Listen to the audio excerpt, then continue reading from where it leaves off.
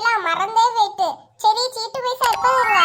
இருங்கக்கா, அந்த பைசா இந்த மாசம் உங்களுக்கு கண்டிப்பா வேணுமோ? ஏன் எனக்கெல்லாம் செலவு இருக்காதோ? எனக்கெல்லாம் பைசா